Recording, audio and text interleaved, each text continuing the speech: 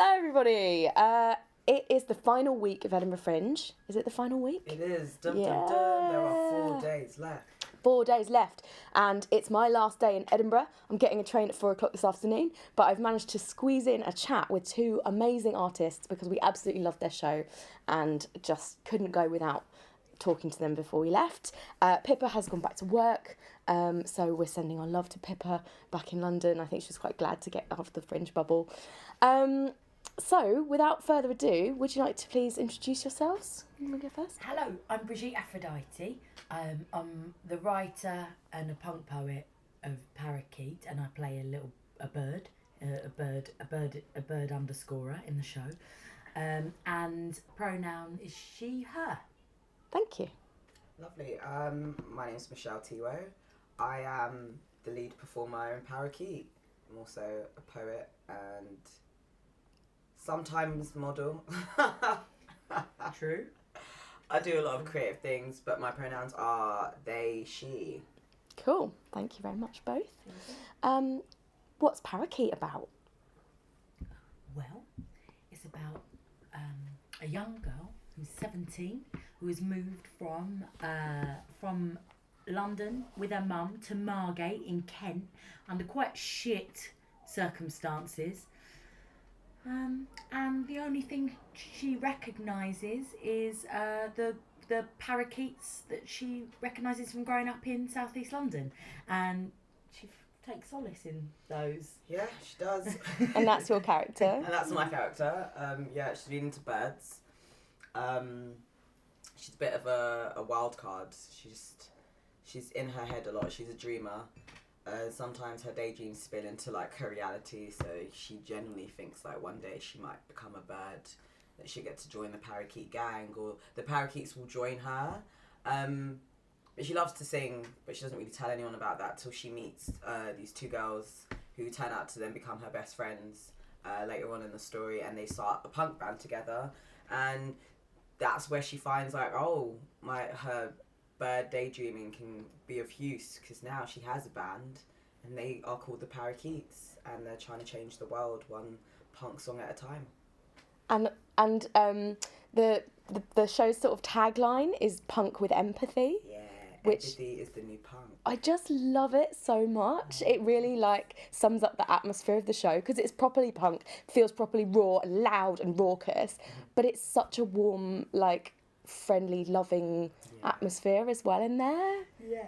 I mean, I think most punk, not all, does have empathy anyway, because if you're singing about something that really matters, that's changing the world, like a lot of incredible punk bands do, and a lot of incredible, like punk, we say in the show, punk's not a binary thing, and we believe as a cast and a team that punk isn't a binary thing. When you say punk music, it doesn't have to be the classic way of thinking about punk, you know, but specifically there is a song called Punk Empathy, which encompasses a lot of the things that young people are going through in the show. They use it as a big protest, Punk Empathy. I won't give everything away, but the big protest at the end. But it does encompass all the feelings that they're feeling about each other. One of their friends is going through the Home Office system of trying to get citizenship to stay. You know, it's like it's all encompassing of like looking after the world and looking after each other, and that's what we try and do as a cast, and also try and put those messages out. And like there are a lot of lovely people that come that have that vibe about them anyway, but it's just good to just shout about it, isn't it? And just like, you know, the most wild rock and roll thing we can do is be caring and just think what's a bit deeper, like what's going on underneath a little bit more, without being too wishy-washy. We've got lots of middle fingers as well. Yeah, I love that it's like, it feels very like for and about young people, and when I say young I mean like there's a lot of millennial shows at the Fringe, but it feels like the next generation show. Like it is really for and about teenagers, I guess. And that, I know the piece was somewhat inspired by real young people, real teenagers. Yeah. Who are those people?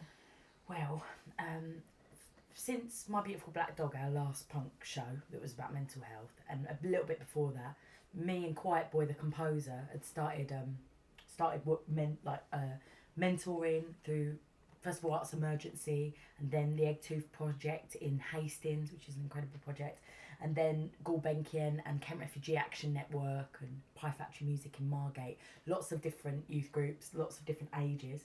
And for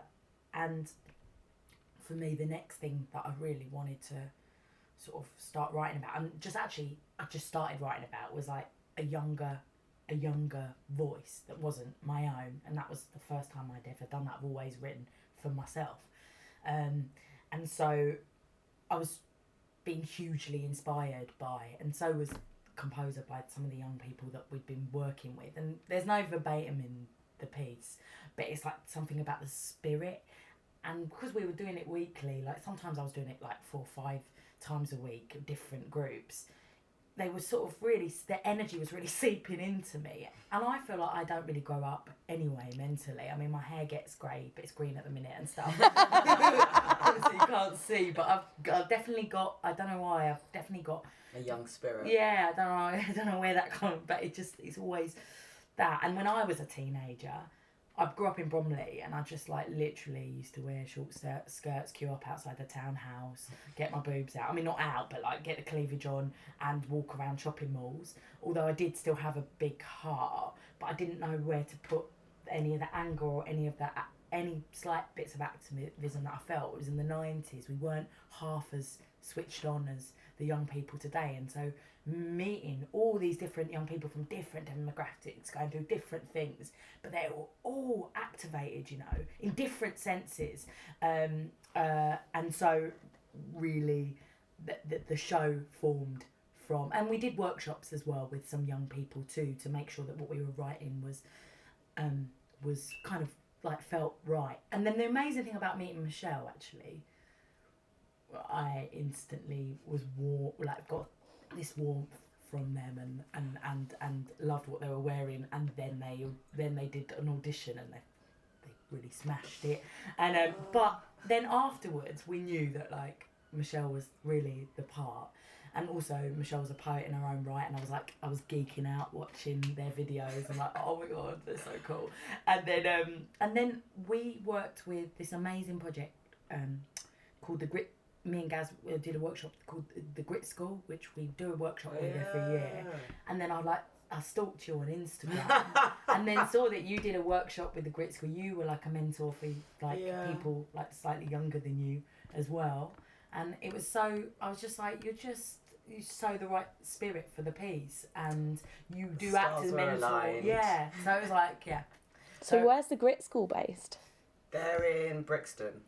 Cool. So yeah, it's like it's more like a program where they get about, I think there's about 30 of them, or 25, about 20 like young people who are either not in education, or I can't remember the specifics, but most of them are like not working right now, or they're like still in education or just about to finish, and they really all have like a passion about music. So they come together to do these like weekly workshops and like writing their own music, working together, collaborating, and then getting like different people in to like just share some knowledge. And it was just such a fun experience, and it's really funny. I'm like, I had no idea, I didn't know you guys did the Grit School, but I just remember that when Brie and I met at the audition, we acted as if we'd known each other. I thought like she came in and she was just colourful, and I was like, oh hey, how you doing? Gave each other hugs. We're cuddling. So oh wow. And then she was like, oh no, yeah, because someone's gonna bring you down. I was like, cool. And then she walked away. I was like, oh wait, I don't think we've met before. Oh, I'm sure we have. I don't know. It feels like we've met.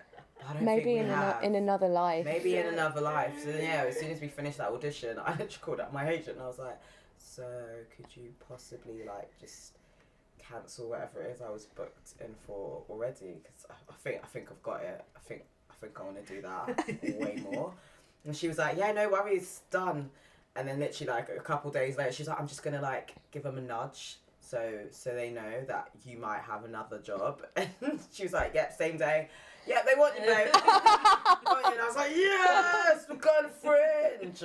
Amazing. Yeah, it's been a roller coaster. And then we got to go to Margate for 3 weeks. So I got to be girl in Margate and like be like, this a parakeet? Yeah, because I was very much like the character. Like when I was 15, I remember seeing parakeets in South London for the first time and just being like, wait, did that? Nah, couldn't have been. And then seeing another one, seeing 2, seeing 3, and be like, how is no one else seeing the green birds, the parrots? And everyone's like, no, what are you talking about? There's no parrots in London. I was like, oh my God, no one looks up anymore. Why don't they look up? I'm looking up. Look at the clouds, the sunsets and the sky. And I was also quite a punk. And I was like an anomaly because in South East London, there aren't very many of us black punks. So I was just like that weird kid who wore like loads of eyeliner and had like a sweeped fringe. And everyone's just like, what are you doing? Don't you like Sean Paul anymore? And I was like, I like both, okay? I like duality. I can be more than just Sean Paul and MTV Base. I can be Kerrang too. Yes! And I did spend a lot of time flicking through literally MTV Base and Kerrang and being like, oh yeah, just gonna jump in the living room now. It's good times. Come on, you're not moved on from polystyrene. People still can't get it. Right, so Margate. Yes. What's that place like? I've never been. It is very small town. Yeah.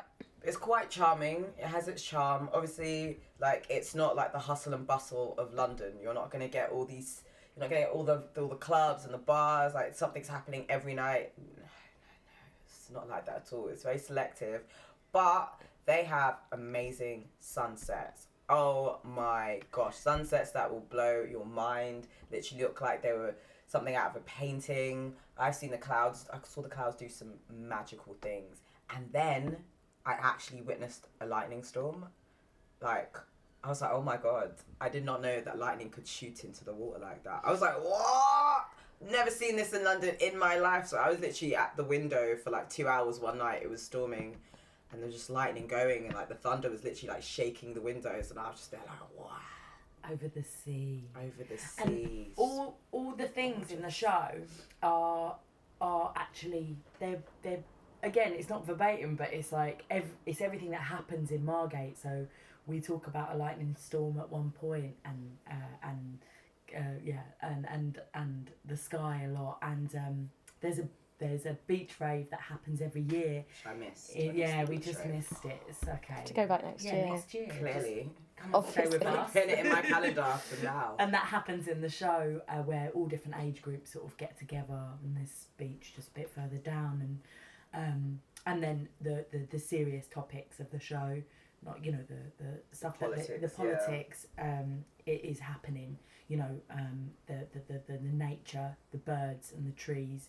The council aren't really protecting them at the moment, and people are. So I went on a protest a few weeks ago with Thanet Birds and Thanet Birds and Trees and Extinction Rebellion to outside the council offices because they tore out a load of bushes that have been there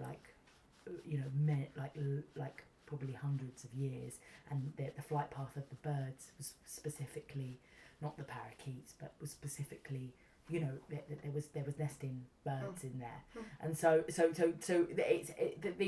these things are actually really happening in Thanet, and there's a lot of one of our characters in the piece, Tam. I've been working with Kent Refugee Action at work joyfully for the past 2.5 years with a theatre group. We've done a lot of shows and I had a lot of fun, and it's been amazing that there's a lot of young refugees that live in Margate and all around Kent, as you probably know. But the thing that struck me about every character in the piece, or like the people that I met that reflected those characters, is young people just want to be young people. So like basically no matter what you've been through and you're going through and the stresses that hang over you in these times that they're not really getting support, or not the support, but just there needs to be more funding for youth clubs, and there needs to be more there's hundreds being shut down, and there needs to be more things like Kent Refugee Action Network and the drama group that we do and all that stuff. It's like community based projects. Yeah, I think that's all across the UK though. Like yeah, absolutely, and especially London. Like it's terrible. But the thing that struck me about working with young people for the past 7 years is no matter what you've been through, they also do want to be young people as well. So they're like totally activated, switched on, got a lot of cool things to say, but they want to have fun too, and not be judged for what's going on around them, and not wallow in. They want to go out and party too. The 2 years are only so long. You want to enjoy them, like. You do. And there's like, there's that small window of like freedom that you get between like 16 and 18 where you're like, I'm old enough, I could do more now, I could do it by myself. And like most of the time, all the other politics gets in the way and they're like, oh, I can't do this or I can't do that or I can't just be. But I find like a lot of young people I've worked with, especially when I did the Grit School, and like just young people, like I do workshops as well, I do facilitate. And so a lot of the time, they just they're so switched on.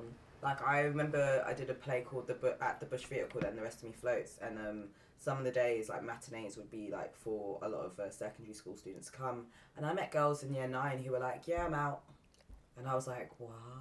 And like the whole cast are like a group of queer, trans, non-binary people, and most of us didn't come out to like our early 20s or late 20s, and we're just sitting in front of like 15, 14 year olds like, yeah, I'm out. Been out, told my parents, most people in school know, everyone's cool about it. And if they're not, well then, no one talks to them. I'm like, what? Amazing. Wow. If only I was in school now, like life would have been different. Yeah. But a lot of them are fighting against all the things that are like, everything that works against them, they're fighting back. I'm like, punk spirit, look at them. Yeah. So proud. There's a lot to kick back against, I suppose, as well.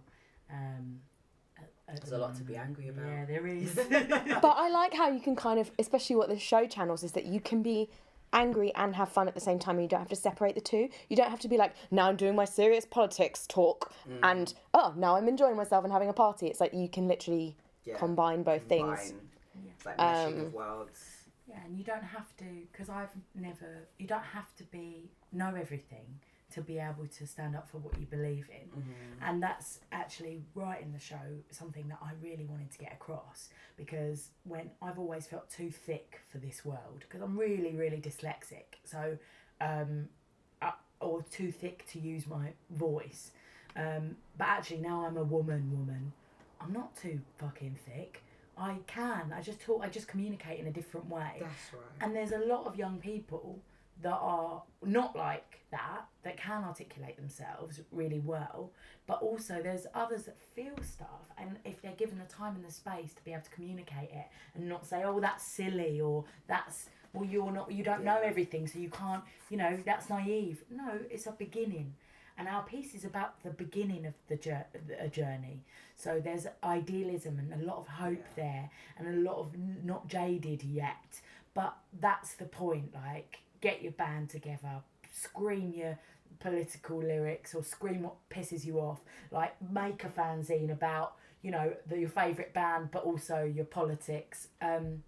This piece was actually one of the inspirations. So many different groups of young people that inspired it, but there was one lot called Girl Gang, and Girl Gang, they were a bunch of fans of Kate Nash, and I did some tours with Kate, and then this particular group of Girl Gang, they've spread all over the UK, but this particular group are, by fluke, Thanet and Bromley based. I grew up in Bromley, and Thanet is where Margate is. And they started coming to see our shows as well.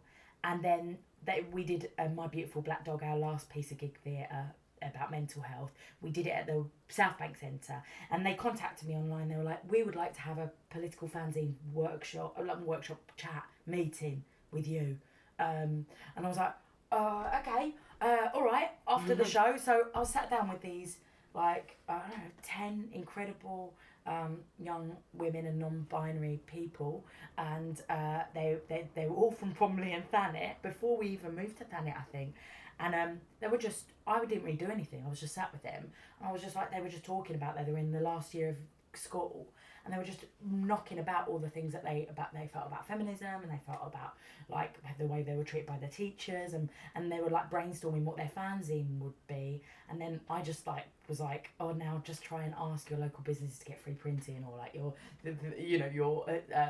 or people to distribute it. And we spoke about things in Bromley, but Girl Gang was so inspiring. And now for the show, because I was not that when I was younger, and I was just like, you lot just know what's going on. And now watching Girl Gang finish uni, because they're all still, some of them came to see the show up here, and Did they? yeah, they loved it. And then one of them is Ellie Ward, who is an incredible poet, who I think I introduced you lot to. Check her out. She's a poetical star of the future. Her poems are absolutely like politicised, funny. She combines all those things of like what our play's about, really. But she's so good. So she's a hot tip for the future. Ellie Ward, Thanet, Margate-based poet. Cool.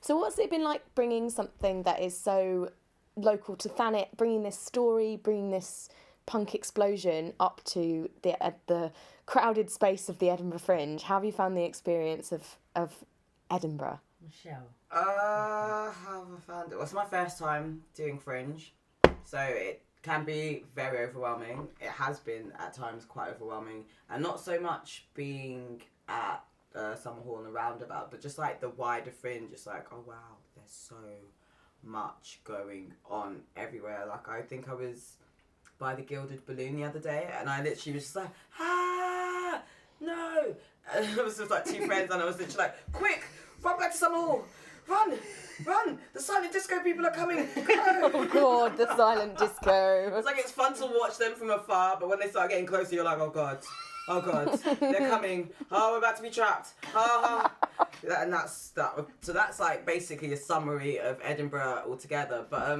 it's been really beautiful actually, because every time we've done the show, there's literally a group of people. Always, literally, there's not been one show that we've done where there hasn't been a group of people afterwards that just wanted to hang back just to tell us how much they loved it, just to like thank us for it and tell us that we're amazing. And for me, I'm just like, oh wow, this is, oh, thank you, oh, bless. And I don't know what to do with the compliments. And I'm just like, thank you for coming. You were a great audience member. Loved having you in the audience today. Thank you. And just so many thank yous are going, just flying around the air. That just like, then we're just like staring at each other after for 5 seconds, going, having a thank off. Yeah, having a thank off, literally. But it's like, that's really beautiful, because that doesn't happen very often with theatre. Like, people don't hang back. And if they do, like, by the time you've come out of your changing room and come out, like, they're gone. But literally, they hang around for a good 15 minutes. And then sometimes we're just walking on the street and by myself or with other cast members, and someone will stop us and be like, hey, saw your show the other day. Amazing. Absolutely loved it. And that's just always a bit like, wow, it touched them enough that they've seen us days later, don't even know when they came to see the show, but they still wanted to let us know how it made them feel. And so I'm like, well done, Brie. Like, you've written something that's like, yeah, of course, yeah, we're performing it, but we wouldn't have the words to perform if it weren't for you. So I'd hang back for you, Michelle, and the other two. They're really great cast. It's really worth coming to see for that. Also, last night, one of my highlights of the Fringe was in our show. It's not hugely interactive, but there's moments where these three, the three main cast, me and Quiet Boy, are the orchestra pit of birds, but underscoring it. But at the end, there's a moment where the three incredible women sing to the kind of sing a forced encore. And I turn around, and Michelle, for the first time, we had a baby. They brought and they were like, is this all right? They're just like holding the baby in my face. But at the pre-show, I was like, this is more than all right. This is what we love. So, and the baby, all we could hear was these little noises. These little cooing. I turn around, and Michelle's singing her Class Injustice has always been there, but it doesn't make it all right to the baby, and they're almost doing a duet. I'm gonna cry. And people are getting their cameras out, and he was adorable, and he just kept looking at the mic like he was so confused, but he kept tapping it. And I was like, oh yeah, I know where you're gonna be in 10 years. Yeah, kid, you gotta. It was such a moment. I'm not showbiz already. Oh my God. God. I'm not gonna lie. I was just Too beautiful. It was really, really amazing, and the fact that you all three of you are really brave enough to like, you know, be brave and to interact with people, but in the true, genuine way of not just like. There's and you know, great with babies. The cast, they're great with babies. They're great with everybody. Yeah, bring all your kids. Yeah. And we'll look Don't worry after about the swearing. we'll get the ear defenders. They've all heard it. I was like, he's not on first words yet, right? He's not sponging anything out. They're like, it's fine. I was like, you know what? Maybe it'll be his first word. Yeah. Here's to hoping. I was like, oh, a rebel baby. I love it. He had a little punk dude. Right. It's really beautiful, and I think that's what all of our cast and, you know, our director Laura and Laura Keefe and our stage manager and Boundless Theatre and Boom Shakalaka Productions, we're all about actually, I mean, there's a buzzword, isn't it? Inclusivity. But fuck me, it's the core of my soul, like, and we put together a team that all feel really important about that as well, and like not just like on paper, we've lived it, haven't we? So if I was to actually go back and sum up my Edinburgh Fringe experience, I'd say it would have probably been a nightmare had it not been for the team that I'm with. I've heard like some real horror stories of just like people not getting on with others, or just like having just like difficult moments, but it's been bliss. Like, we've had so much support, we've had like so much love, like everyone is just there for each other, and then we're also just very respectful. Empathy really is the new punk for us. So we're like, do you need some time alone? It's absolutely fine, you go and be alone. You don't have to talk to any of us for the whole day if you don't want to. It's fine, don't use your voice. You feeling up, don't talk. Would you like a tea? What can I do for you? How can I help? Yeah, and it's just been that the whole month. Have a fisherman's friend. Literally. we get the whole month. Through the Like, would anyone like some fresh ginger? It's beautiful. That's lovely. Yeah. So pure. It is. It's a nice And time. so, yeah, I'm very grateful to have had this experience. Me too. I loved how, for the listeners, there was like a moment where Brie stretched out her hands to make a circle, and it felt like that's kind of what the space in the roundabout is like. It seems like it's the perfect space for this show because you can see the audience, and it sort of feels like the venue is encircling you in this Nice big hug. It's a big hug of a venue, and also the thing that I love about going to Summer Hall is walking through the courtyard and you can hear the music from Parakeet coming through the walls of the roundabout. You can, and so every time we've been in Summer Hall, like waiting to see another show or just hanging out, and we'll be like, Parakeet's on, and the songs really get stuck in your head, so you're like joining in with the songs outside, and like I've seen the ushers dancing to the music like outside the tent. So it's so nice. Yeah, it really is lovely. I have to say, actually, so me and Quiet Boy, we work together with the songs. He's the composer and I'm the lyric writer, and Quiet Boy, I think to push like equality forward, we need more men like Quiet Boy or Gaz Tomlinson, because I think it's really important to have that man on stage too. I mean, that was never thought out, it's just the way we make work. But he's a really big feminist, and he's not like, it's not... A true ally. Yeah, he really is. A true ally. He really is. An absolute sweetheart. Yeah. Like, sweetest person, sweetest man I've ever met. I'm so sick at making music. Yeah. So good. Also, you've recorded a track while you've been here, yeah? Oh, yeah. So every time we've done the show, literally those same people that are waiting after are like, so is there a soundtrack? That was me. And then we're like, oh yeah, we're going to record Brum Brum Car. And they're like, oh my God, that's my favourite one. And we've actually gone and done it. We went to the studio last week, like for 2 hours, and we recorded all of Brum Brum Car. So we've got the demo.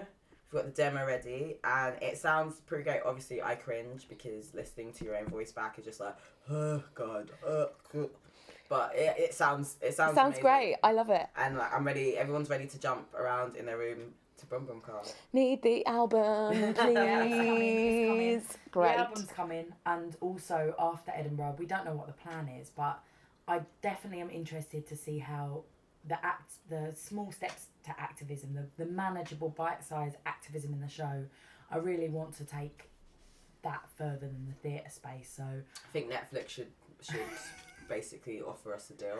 Oh yeah, the swanky thing as well. Absolutely. Let's do the swanky thing. Like, let's do all the things. Yeah. Let's get the radio plays, Netflix if you're interested. Say if you've got a representative down in Edinburgh, check it out. I was like, what political activism meetings can we do? And Michelle's like, Netflix. Which is, that's bring it to the masses. It is as well, because you can take, if you get the message further, it can be. But I'm really interested to hear from you guys and the cast and the further team and people that have been to see it, of like, and to think and have like maybe a week off to think about how now we can spread what has happened in that small theatre space to a wider audience, and how we can turn the art into more action of like noticing about nature more, and then fighting for our local areas, and not finding because sometimes in this world where we're bombarded with so much awful shit that's going on in the world, it feels you just want to get under your covers and just can't cope. There's a lot of trauma out there. There really fucking is, and so it's how we can take it to not feel hopeless and feel hopeful, and one tiny step at a time with togetherness we can try and do stuff. And so that's what I'm really interested to do and try and put into action after Edinburgh, as well as all the swanky stuff. It should be a film. It should have a transfer. Yeah, it should be everything, and it should be an album. But also that I think hand in hand, I'm really interested to continue conversations with like Kent Refugee Action Network, RSPB, the Wildlife Trust, who've come see the show, and how we they loved it. They really loved it.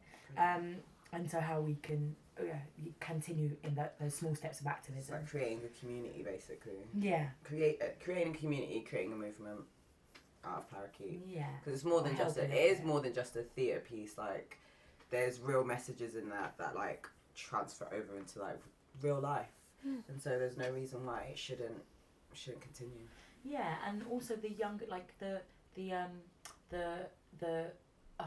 taking to the streets thing of like, we were having a discussion of like, some people go to the big marches, and then how do we continue in between? And also, how do you get the little local Extinction Rebellions? How do you engage actually the young people within that? Because there's these incredible old timers that have like, you know, these incredible lefties that have been going on these marches for years and been fighting for 40 years, you know, like for climate change. But then especially in Thanet, like getting the young people, like in London it's a little bit different. Like you lot in London, you're a little bit more, you do go out and you do fight. Well, maybe not. Who? The young people? Yeah, no. I don't know if they're really... No. I feel like other politics might be taking centre stage in their minds. Rather than climate change. Like, they know climate change is bad, but then it's one of those things. Climate change is one of those things where most of us are like, we aren't the ones that are creating it. Like, sure, we do contribute to it, but most of the young people are aware that like there's only so much they can do, which is where it comes to like, I just want to be a teenager. Okay, like I don't know how to save the world. I don't have the money and the power to do it, and they're definitely not listening to me, so I'm just gonna go to the park and do some wheelies on my BMX. And I'm like, good for you. You enjoy that.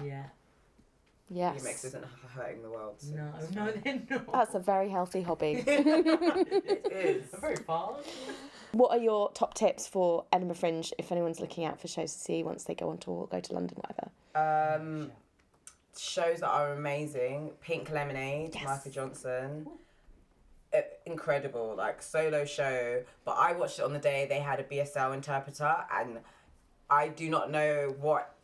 The show just became even better for me just watching, because like sometimes she's responding to things that Mike would be saying, and it was obviously just watching that other person on stage and how she would just facial expressions, and the movement was brilliant, but the whole piece as a whole was just like amazing. How to Be Brave, which is also showing at Summer Hall Roundabout, starring Laura. I can't remember her surname now.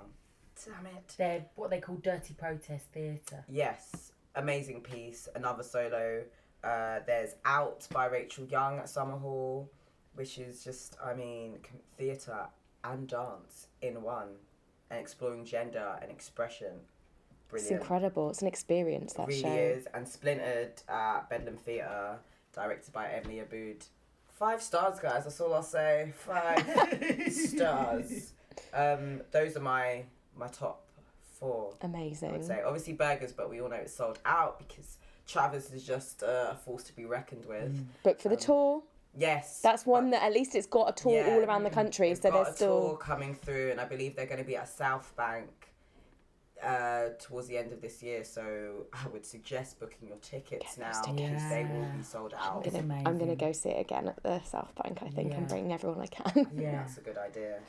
So incredible. You know what? I mean,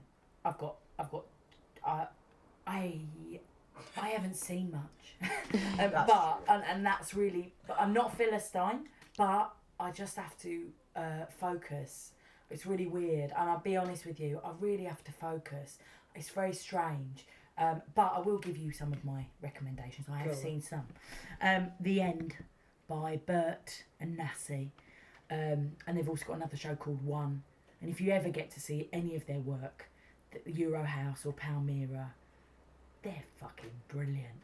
And also, Nassie, he's my brother. He's my little baby brother. Oh, but like they're the darlings. I will vouch. She is awesome. It's not just favouritism right now. No, it's not nepotism. A brilliant mind. He did a bit of dramaturgy on our show as well. Nice. And but their shows are great.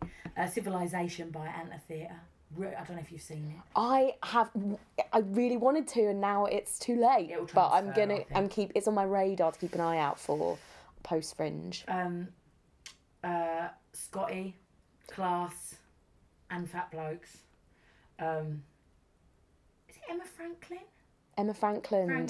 Party. Yeah, that's my other tip. I've got loads, but I can't remember. And also but also like loads of artists that I love up here. But I just haven't seen loads, which is quite bad. But also I've been like listening to, just trying at meditation tapes, swimming, walking around, eating. Being with this lot. Looking after yourself and your show. Yeah. That's the priority, really, isn't it? Oil. Lovely. I did tweet, I think, that Emma Franklin's show Hearty is a really good, like a sort of almost a companion to Parakeet in that I think it has a similar punk aesthetic, but a real care for its like audience. And it feels like she's got a similar spirit, like maybe a slightly older spirit than the sort of girls in Parakeet, but it's very like she's got that sort of like fuck you, like middle fingers up, but also I love you, come and have a hug. Cool. Yeah. I'm gonna try and see that then. Yeah, I would definitely recommend it. She's got these amazing wings. If we gave out awards from Bechdel Theatre, Hearty would win the award for best wings. She's got a pair of wings that are made out of like metal with knives for feathers. Oh. And they're like real knives that she uses. So you're like, oh, they're fake. They're blunted. She uses the knives. It's so punk. It's so punk. It's amazing. Yeah. I will look it up right after we leave. So yeah, and it's on a couple of hours after yours, I think. So you'd get a decent gap in between. Wonderful. Maybe I'll see that tonight. Oh, please let me know what you think if you see it, because I think she's wonderful. Feminist faves. So let's go for the Margate crew. Pink Suits, an incredible, they call themselves a gender bending punk activist band.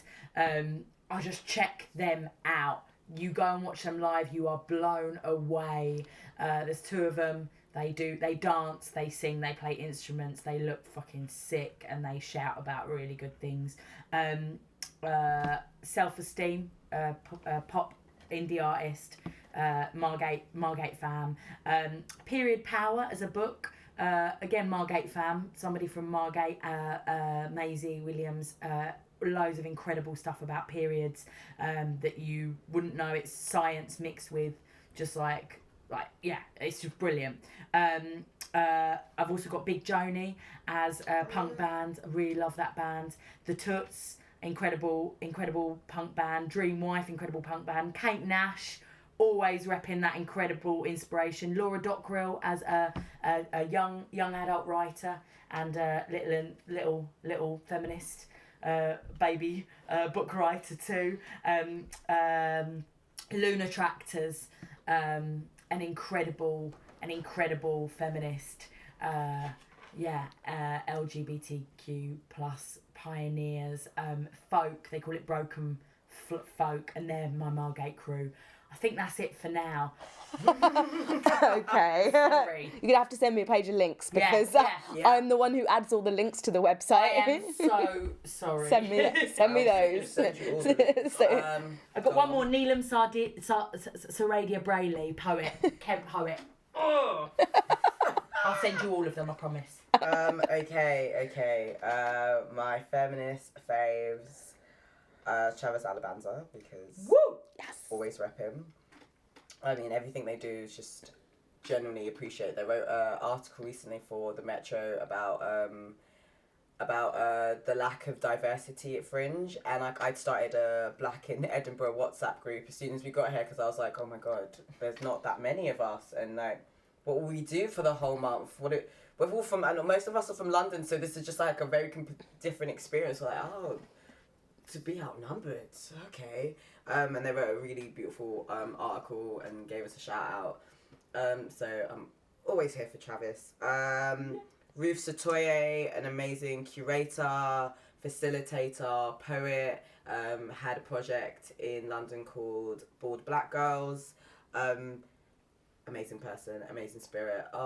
There's Tobi, who, oh my gosh, why has her surname just left my head? Tobi, she started the Black Ticket Project in London, giving tickets for free to young people who had never seen theatre before. Lexmore, sick poet, sick MC, touching bass, Steam Down, Andrea Phillips, sick vocalist, sick poet, sick graphic designer. There's too many, I can't. Who's that poet? I'm already overwhelmed. Who's that poet? That incredible poet that I caught by accident that you knew and I've bought the book of. Oh, Vanessa Kisuule. Rachael Young, Theresa Lola. I've just bigged up the whole poetry gang. Yeah. In fact, there's loads more that I would just say, you know, if you're really into poetry, check out the Rap Party in London, because they're always doing All Born Free by Belinda Zhawi, another sick poet and curator and just performer. I'm going to stop there because there's honestly so much. We've got a lot That's of juice, so lot. haven't we? You've got. I'm overwhelmed. Sorry. We'll find you links. Yes, I can't wait to explore all this new poetry. Thank you so much for chatting to me. Thanks for having us. We love what you do. We love what you do. And when all the... Yeah, you really do great things. Well, I can't wait to see this show go above and beyond the Edinburgh Fringe and have this new future life, so we can continue doing all the great, like, championing this fusion of activism and theatre and punk. It's incredible. Thank you for creating it. No, pleasure. And I hope your last week is amazing. Thank you. Yeah. 4 days to go. Woo! We can have a little bubble, won't we? Yeah. Bubbly Some in the end. fizz. Yes. Everyone deserves it. Yes, we will do. All right, I'm going to say goodbye and switch the mics off. All right. Goodbye. Goodbye. Goodbye, Brie. Goodbye, Michelle. Goodbye, Edinburgh.